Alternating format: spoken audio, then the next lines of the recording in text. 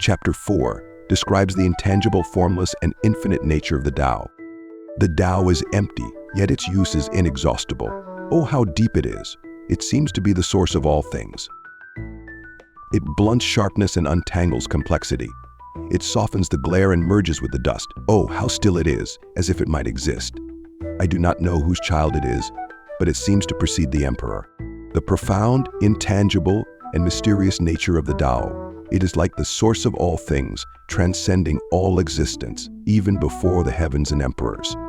After reading this passage from the Tao Te Ching, I feel that Laozi's interpretation of the Tao is intangible, yet profoundly deep. The Tao in the Tao is empty, but its use is never exhausted, feels like a state of emptiness. But it is precisely because of this emptiness that its potential is infinite. The Tao here seems formless, yet it encompasses and supports the functioning of all things. This reminds me of the laws of nature and the passage of time, which though invisible and intangible are everywhere. Laozi then further describes the depth and primal nature of the Tao in O, how deep it is, like the ancestor of all things. It feels like an essential force hidden behind everything.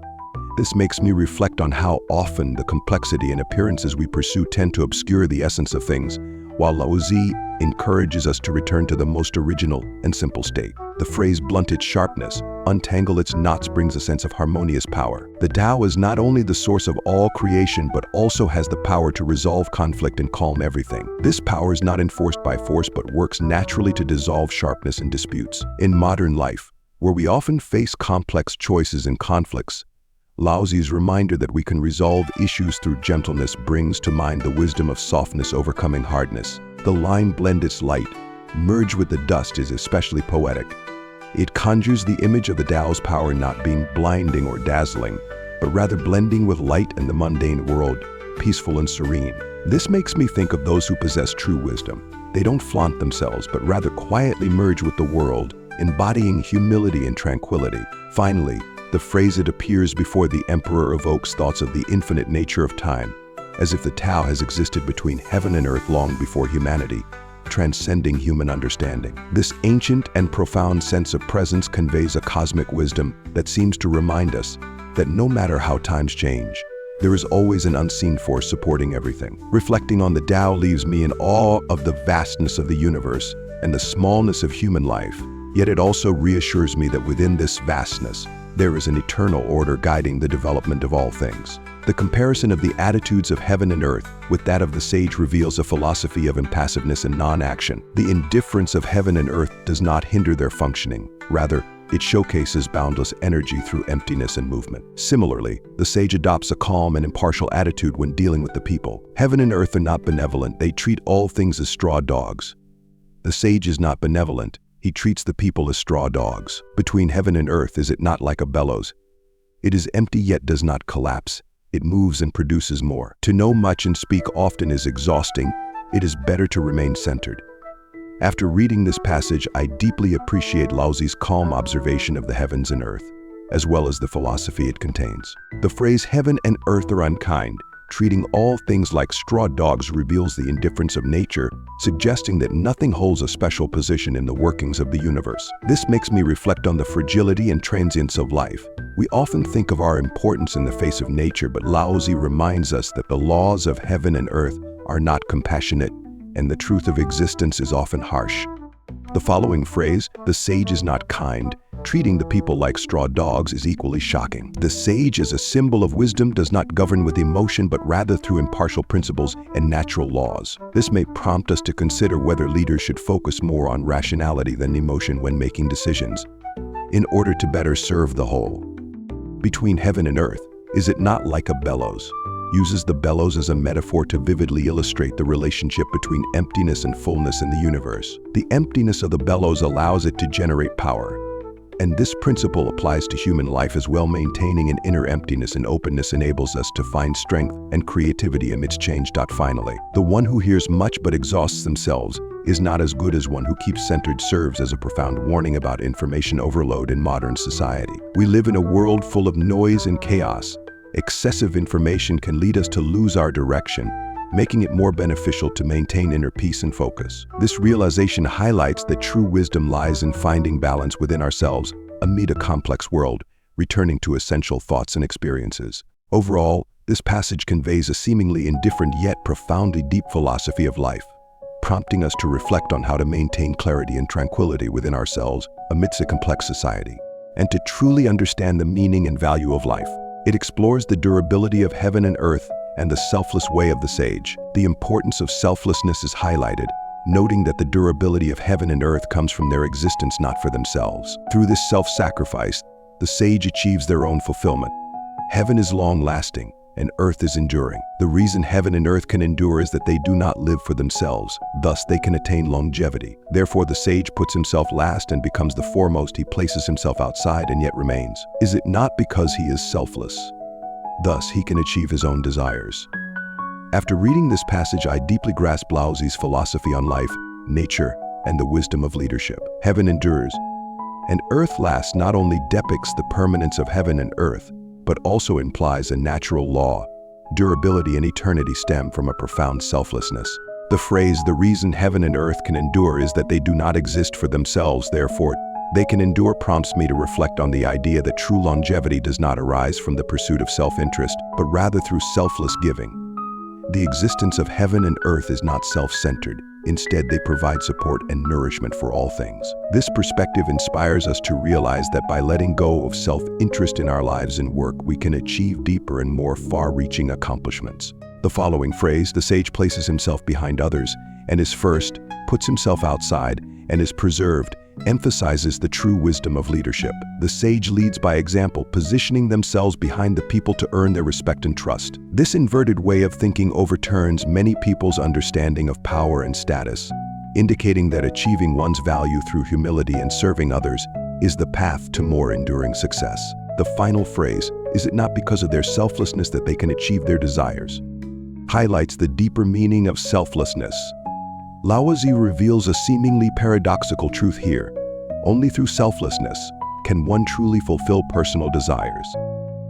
Selflessness is not merely a moral principle.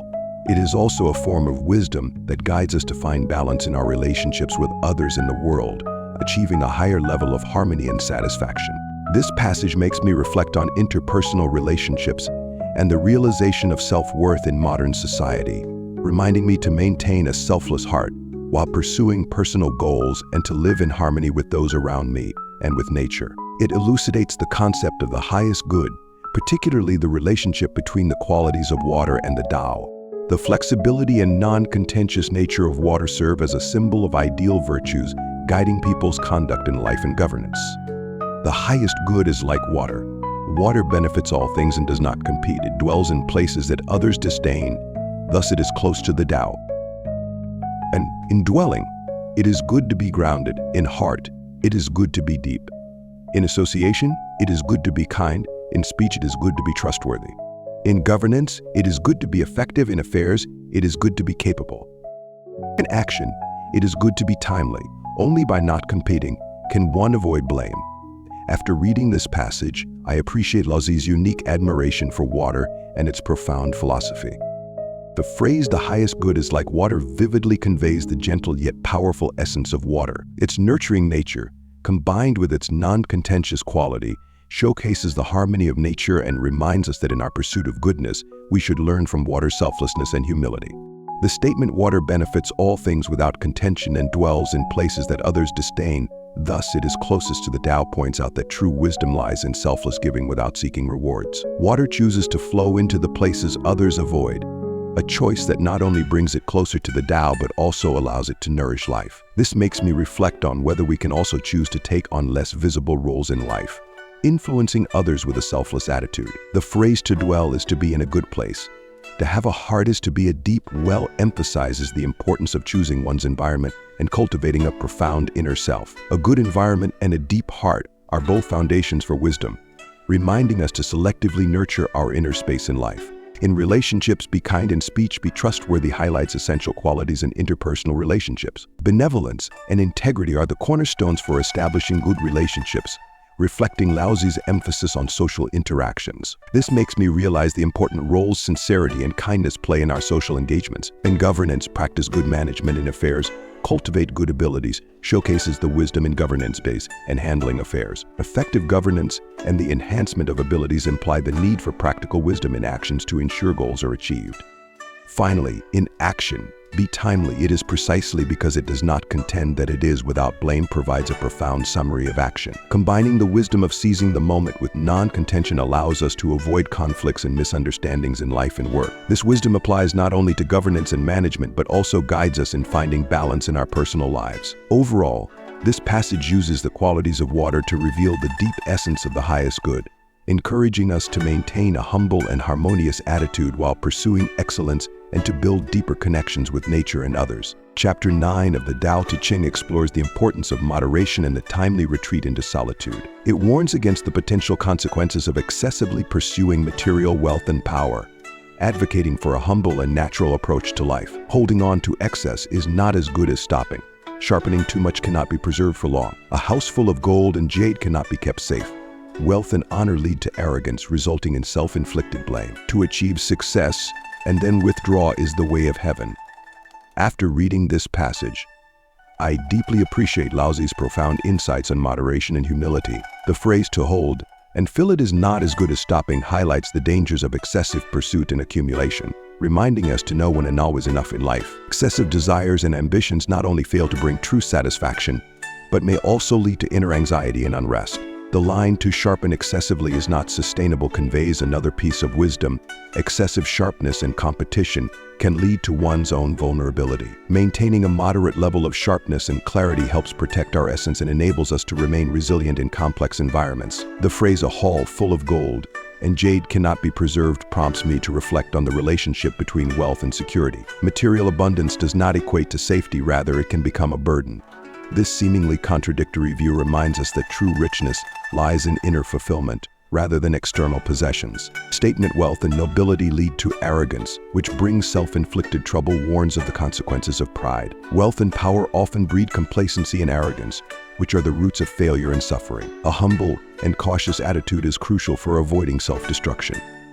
Finally, the line "to achieve success and withdraw is the way of heaven" expresses Laozi's unique understanding of success. The ability to retreat gracefully after achieving success is true wisdom.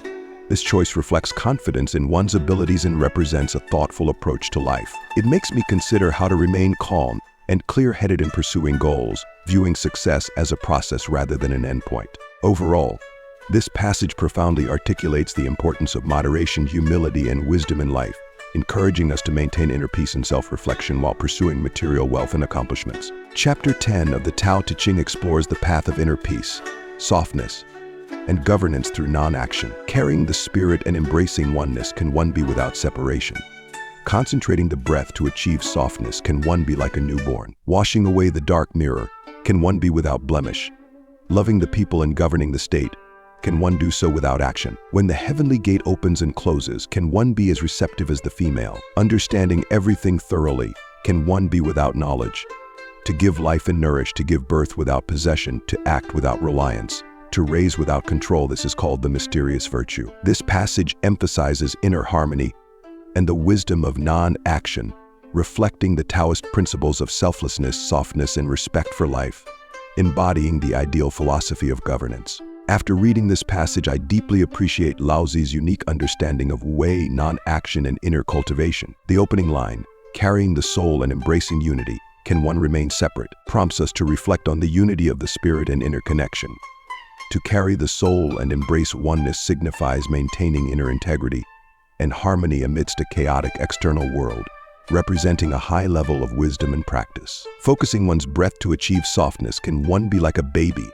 Evokes thoughts of inner purity and softness. The fearlessness and simplicity of a baby are qualities often lacking in adults. Cultivating a soft disposition through focused breathing is an essential way to return to our original state. This makes me ponder how to maintain a humble and gentle heart in a complex life. Cleansing the dark mirror, can one be without blemish? Calls for inner self-reflection. To cleanse the inner dark mirror means removing biases and flaws to truly see oneself in the world. This statement reminds me that only through continuous self-reflection and inner purification can we approach the truth. To love the people and govern, can one do so without action? Challenges our traditional views on action and governance. Wu Wei does not imply inaction, but rather a wise form of action based on love for the people, guiding and managing in a gentle manner. This governance perspective makes me contemplate that true leadership lies in serving rather than controlling. The heavenly gate opens and closes. Can one be feminine? Uses the metaphor of the heavenly gate to illustrate wisdom and acceptance and flexibility.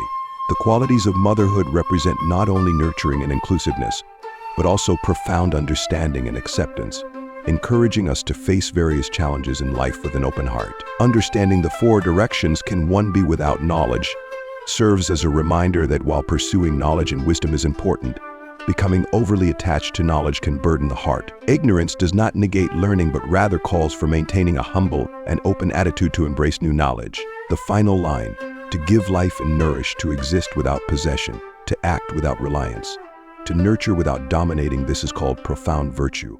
Encapsulates Laozi's deep understanding of ideal virtue. True profound virtue lies in selflessly giving and nourishing rather than possessing and controlling. This thought encourages me to contemplate how to practice a spirit of selflessness in life, making it more meaningful. Overall, this passage deeply explores inner cultivation and the wisdom of living, encouraging us to maintain humility, acceptance, and selflessness in our pursuit of harmony to achieve true inner balance and happiness.